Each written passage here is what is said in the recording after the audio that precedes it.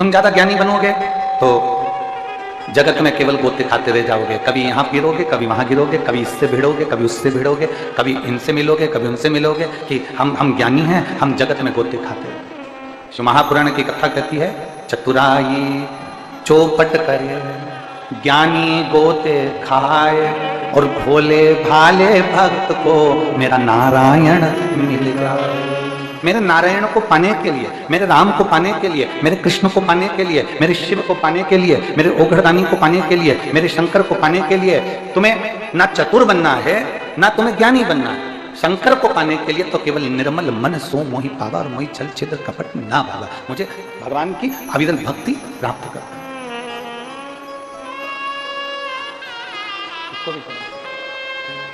केवल एक का कर दो बहुत। मुझे भगवान की अविरल भक्ति को प्राप्त करना। जितने भोले बनकर आप भगवान को प्राप्त करना चाहेंगे, भगवान उतने भोलेपन से आपको मिलेगा। जितने भोलेपन से आप भगवान को प्राप्त करोगे, उतना भगवान आपको मिलेगा, उतना करीब। कोई कहते तुम तो अज्ञानी हो, तुम पढ़े लिखे नहीं हो, तुम ढोर हो, तुम प्रसन्न हो जाओ। रावण और हनुमान जी की जब आमने सामने हुई, रावण और हनुमान जी जब आमने सामने हुए तो रावण बहुत विद्वान था, उसमें बहुत विद्वत था कि सारे वेद, सारे पुराण, सारे शास्त्र सब जानता था रावण।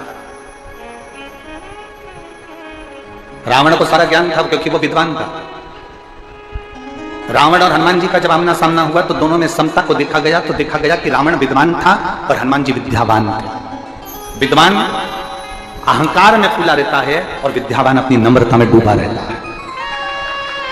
हनुमान जी में इसलिए उनको कहता विद्यावान गुणी अति चातुर। ज्यादा चतुर बनोगे भगवान से दूर हो जाओगे। चलो एक सरल भाषा का स्मरण करिएगा। बच्चा मां की गोद में कब तक रहता है? बोलो जम के बोलो जरा, जिसको आता है जवाब दो। कुरूद की मेरी माताएं अवश्य बोले। बच्चा मां की गोद में कब तक रहता है? बोलो बोलो जम के बोलो जरा। है जब तक चल नहीं सकता तब तक। अब बीच वाली दीजिए बोलो जरा। इधर वाली ने तो कह दिया कि जब तक वो चल नहीं सकता तब तक मां की गोद में रहता है। तब तुम बोलो।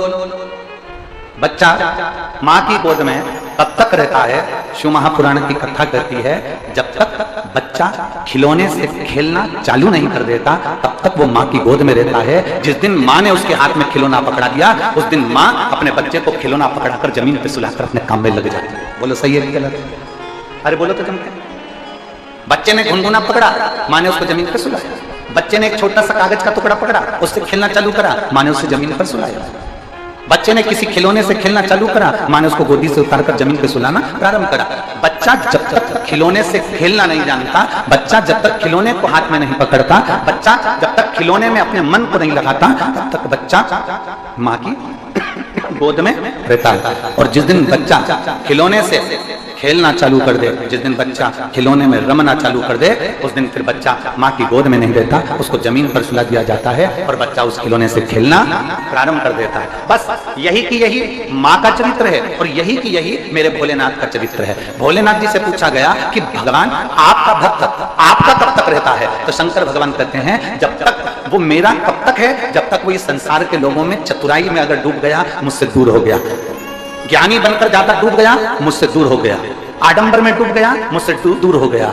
दिखावे में डूब गया, मुझसे दूर हो गया।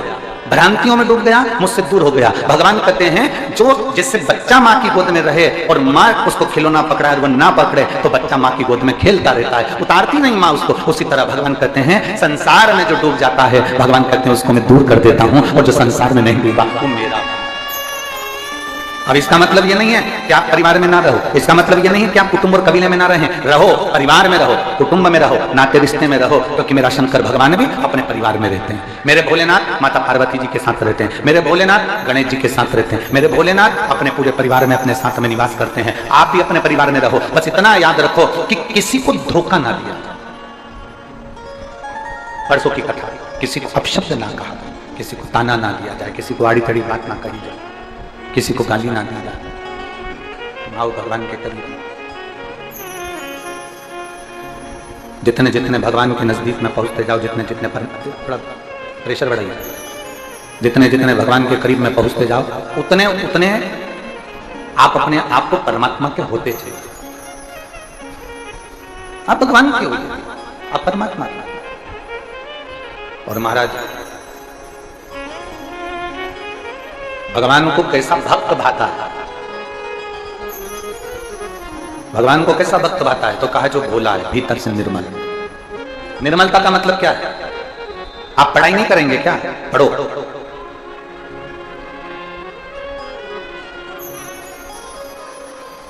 हमने पहले एक बार कथा में कहा था, आप लोगों ने सुना है कि नहीं सुना हमको नहीं मालूम।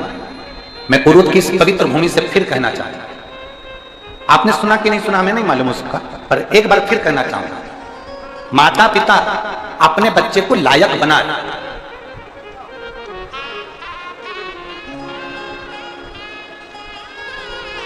माता पिता अपने बच्चे को लायक बनाए, पर इतना लायक मत बनाना कि बच्चे की निगाह में माता पिता नालायक हो जाए। बच्चे को लायक बनाना, पर बच्चा तुमको नालायक समझने लगे, इतना लायक नहीं मत बना देना।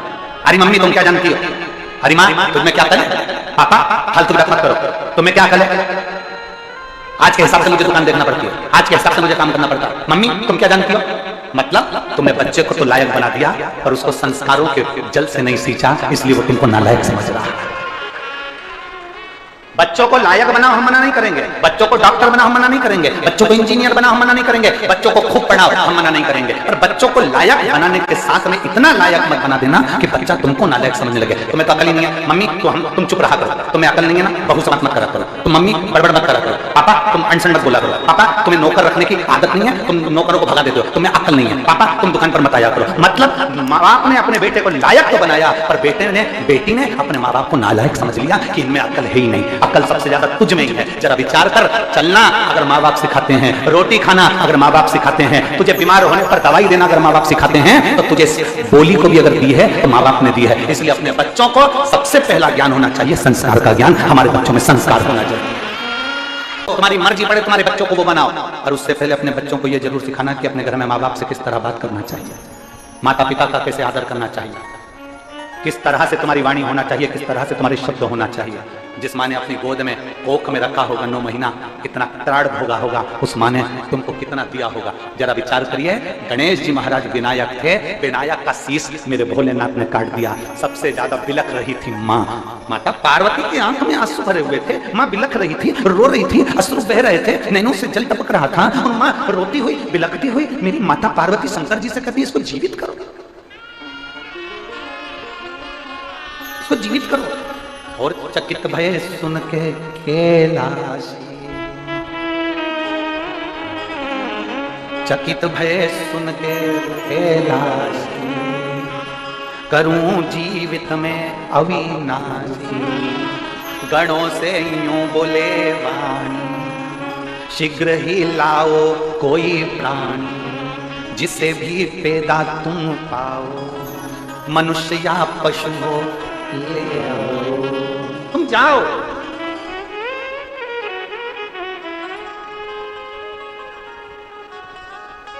जो मिले उसको लेकर। अब जरा विचार करिएगा, भगवान शंकर के शब्द पर ध्यान देना। उन्होंने गणों से क्या कहा? गणों से यूं बोले वाणी, शीघ्र ही लाओ कोई प्राणी, जिसे भी पैदा तुम पाओ, मनुष्य हो या पशु हो, तुम्हारी मर्जी पड़े तुम उसको लिया। एक माता को बिलखते हुए नहीं देखा। मैं अभी इसका शीश जोड़ दे, मानव हो चाहे पशु, उसका शीश लाओ, अभी जोड़ दे। दुनिया में माँ बाप से बड़ा कोई इंजीनियर नहीं है, दुनिया में माँ बाप से बड़ा कोई डॉक्टर नहीं है, और दुनिया में माँ बाप से बड़ा कोई कमिश्नर और कलेक्टर नहीं है, दुनिया में माँ बाप से बड़ा कोई मिनिस्टर, मंत्री और संतरी नहीं है। माँ बाप के बराबर दुनिया में कोई दौलत नहीं है, कोई दौलत नहीं दुनिया में माता पिता के बराबर, कोई दौलत। 2 माँ, वैसे तो शास्त्र कहता है 4 माओं का वर्णन मेरे शास्त्र करते हैं। प्रकृति भी माँ है, एक पृथ्वी भी माँ है, गौ माता माँ है, और घर में रहने वाली एक नारी, चाहे वो बेटी हो, बहन हो, स्त्री हो, आज नहीं तो कल वो मां। मां प्रकृति भी देना जानती है। आम का पेड़ आम देता है, पत्थर कितने खाता है तुम ईमानदारी से बोलो जरा। अभी खूब आम लग रहे होंगे, तुम डंडा लेके झूड़ने में लगी होगी, पत्थर मार रहे होंगे बच्चे खेत में। प्रकृति देना जानती है, पत्थर खाकर भी तुम्हें दे रही है। पृथ्वी अपने सीने को फाड़ती है, अन्न देती है।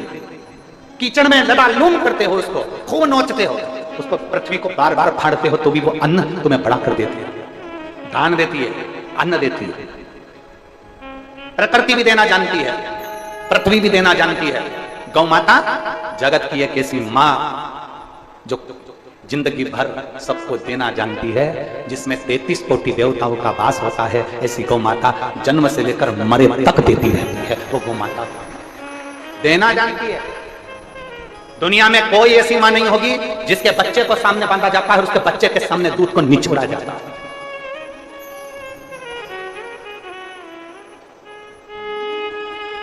किस किस के यहां पर गाय गौ माता किस किस के यहां है? सबके यहां रखो जरा। दूध निकालने से पहले बछड़े को गाय के लिए छोड़ते हो कि नहीं छोड़ते हो? बोलो बोलो, जम के बोलो जरा। क्यों छोड़ते हो?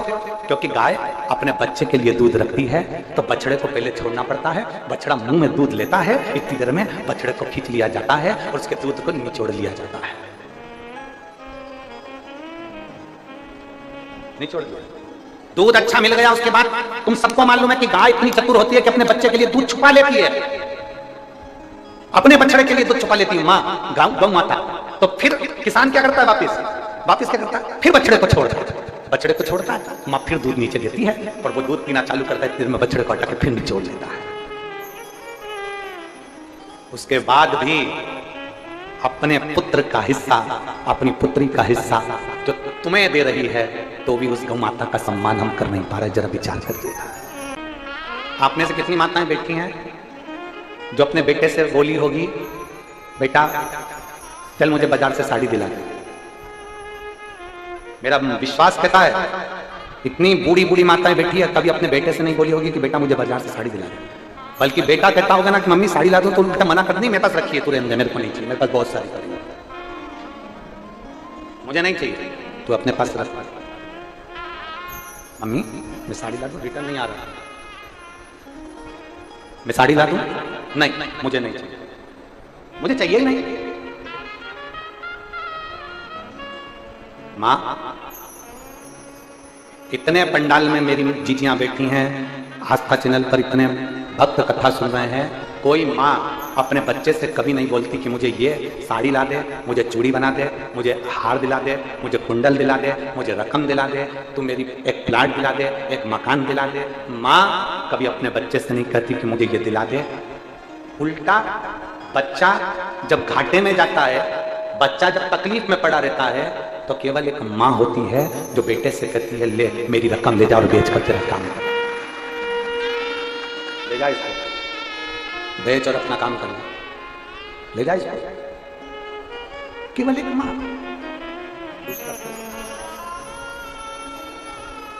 प्रकृति माँ है, पृथ्वी माँ है, गौ माँ है, और घर की माँ माता जिसने आपको दुनिया में केवल देना जाना है, वो माँ है। उसको समझो।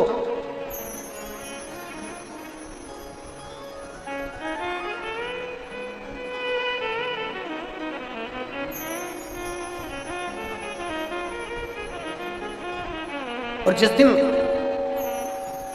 जिस पल, जिस घड़ी, जिस क्षण आप अपनी माता को पहचान जाओगे, उस दिन जिंदगी का सबसे सुखमय दिन होगा, सबसे सुखमय। यहां जितनी बेटियां बैठी हैं, जितने बेटे बैठे हैं, जितने आस्था चैनल पर कथा सुन रहे हो, आप सबसे, जितने फेसबुक यूट्यूब पर कथा सुन रहे हैं, आप सबसे निवेदन करूंगा, एक आज एकादशी के दिन संकल्प ले लो, मोहिनी एकादशी के दिन, कि हम अपने माँ बाप से कभी ऊंची आवाज में बात नहीं करेंगे, हम अपने माता पिता से कभी अपशब्द नहीं कहेंगे, हम अपने माता पिता को कभी आड़ा टेढ़ा नहीं कहेंगे। उसने किस तरह से पाला वो जानती है, हमें पढ़ाया लिखाया आगे बढ़ाया, हम अपनी मां को कभी अपशब्द नहीं किया, कभी।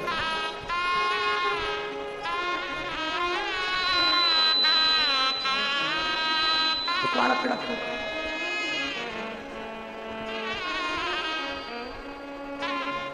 वो कहते हैं माँ बच्चों की जान होती है, माँ बच्चों की जान होती है, वो होते हैं किस्मत वाले जिनकी माँ होती है। कितनी भोली है तो कितनी प्यारी है, प्यारी प्यारी है। ओ माँ, ओ माँ,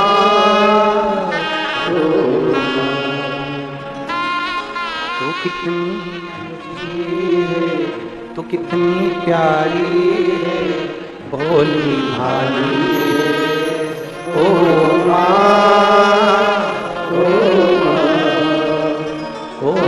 माँ। एक अपने भीतर चाहे प्रकृति माँ हो, चाहे पृथ्वी माँ हो, चाहे गौ माता, चाहे अपने घर की माँ हो, उसका आदर करना प्रारंभ कर। आदर।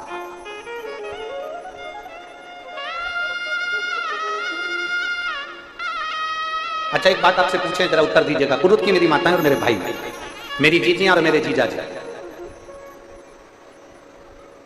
और आजकल की भाषा में कहते जीजू, जिनके कान में नी घुसे जू, एक बात नहीं घुसे। ये फालतू के जो शब्द है ना आजकल के जमाने में, जीजू जीजू जीजू, तो समझ लेना जीजू उसी को किया जाता है जिसके कान में जू नहीं घुसे, बात नहीं घुसे, समझ लो वो जीजू। नहीं तो वो बेचारा जीजा ही अच्छा, दामाद ही अच्छा, बहना ही अच्छा। अब जो समझे तू समझे ना।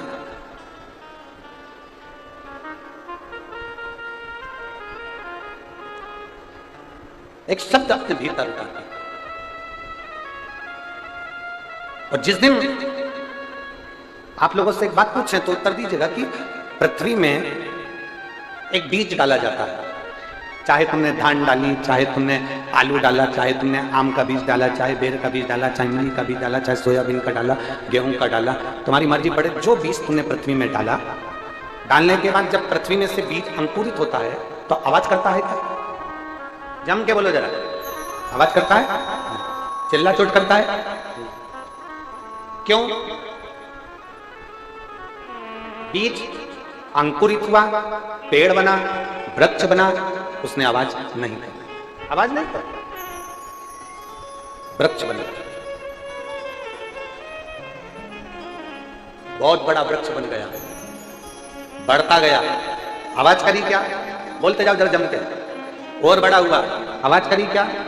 और बड़ा हुआ, आवाज करी क्या? नहीं, आवाज नहीं करी। पर वही वृक्ष बहुत बड़ा बन गया, और वृक्ष बड़ा बनने के बाद में फिर जब टूटता है तो टूटने पर आवाज करता है कि नहीं करता है? बोलो जम के बोलो, करता है ना। बीज से जब बड़ा होता है, धीरे धीरे बड़ा होता है, तो वो वृक्ष आवाज नहीं करता, पर वही वृक्ष जब गिरता है, टूटता है, विनाश होता है, तो आवाज करता है। शिव महापुराण की कथा कहती है, जब मेरे भोले बाबा तुम्हारा हाथ पकड़ लें और तुम्हें अंकुरित करें, संसार में तुम्हें आगे बढ़ाने का प्रयास करें, तो प्रयास करना कि हमको अपने मुंह से ज्यादा अपशब्द किसी को नहीं कहना। बीज बढ़ता जाता है, अंकुरित होता हुआ बीज जब बढ़ता है, मौन रहने वाला, शांत रहने वाला, जो मेहनत कर कर आगे बढ़ने वाला होता है, वो धीरे धीरे उन्नति की ओर बढ़ता जाता है। वो अहंकार के शब्द कभी नहीं कहता, कभी अभिमान के शब्द नहीं कहेगा। मैंने ऐसा करा, मैंने वैसा करा, मैंने यह काम करा, मैंने वो काम करा, मैंने 50 लोगों को पानी पिलाया, मैंने 25 लोगों को भोजन कराया, मैंने टेंट लगवाया, मैंने तंबू लगवाया, मैंने 4 लोगों को यहाँ बिठाया, मैंने 25 लोग बीमार पड़ गए उनको हॉस्पिटल भेज दिया, मैंने 70 लोगों के साथ में ऐसा कर दिया, मैंने 80 लोगों के साथ ऐसा कर दिया। नहीं, जिसको आगे बढ़ना है वो मौन रहे। जो टूटने वाला होता है वही शोर मचाए, आगे बढ़ने वाला शोर नहीं मचाएगा। क्यों नहीं मचाएगा? क्योंकि वृक्ष जब धीरे धीरे बढ़ता है तो अपनी आकृति खुद दिखा देता है कि मैं क्या हूं। मेरे आम लग रहे हैं, मेरा वृक्ष बड़ा हो गया, मैं छाया दे रहा हूं, वो खुद दिखाता है कि मैं हूं क्या। उसको दिखाने की जरूरत नहीं पड़ती, उसको बोलने की जरूरत नहीं पड़ती। उसी तरह जो उन्नति की ओर आगे बढ़ने वाला है, उसका कार्य, उसका कर्म, उसकी गति, उसका वैभव दुनिया के लोगों के सामने खुद दिखने लगता है। उसको दिखाने की जरूरत नहीं पड़ती, दिखावा उसको चाहिए जो आगे बढ़ ही नहीं रहा। दिखावा किसको चाहिए? जो शंकर का भगत है उसको दिखावे की जरूरत ही नहीं है, जो शिव को एक लोटा जल चढ़ा रहा है उसको दिखावे की जरूरत नहीं है। किसी ने कहा, एक महिला ने हमसे प्रश्न किया था परतवाड़ा में, वैसे तो हम 4 दिन नहीं मिलते, 4 दिन के बाद तो हम मिलते तो बात हो जाती है, तो कुछ महिलाओं ने प्रश्न किया। एक महिला प्रश्न करी, गुरुजी वो हम मंदिर में जाते हैं तो वहां पर एक पंडित जी बोले कि तुम मस्तक पर चंदन तिलक लगाया करो, त्रिपुंड लगाया करो, तुम शंकर जी की इतनी बड़ी भगत हो, शंकर के मंदिर रोज आती हो तो मस्तक पर त्रिपुंड लगा लिया करो।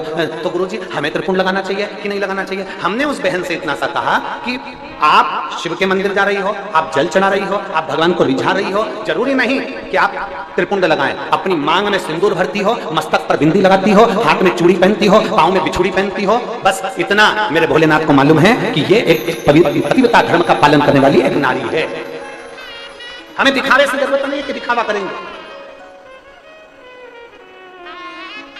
स्त्री मस्तक पर बिंदी रखी, हमने पहले भी कथा में कहा, 2 चीजें हमारे राष्ट्र को मजबूत करती है, एक नारी के मस्तक पर बिंदी और एक जिह्वा से निकली हुई हिंदी। ये हमारी भारत की सभ्यता को मजबूत कर देती है, हमारे सनातन धर्म को मजबूत कर देती है। एक मस्तक की बिंदी, किसी व्यक्ति में दम नहीं है कि नारी के मस्तक पर बिंदी है और उसको वो अपशब्द कह दे। हाँ, कोई बिंदी नहीं लगाया, कोई अपने स्टेशन के कारण बिंदी कुछ नहीं लगा रहा, बढ़िया आराम से घूम रहा है, तो लोग उसको अपशब्द कह सकते होंगे। पर जिस नारी के मस्तक पर बिंदी है, मांग में सिंदूर है,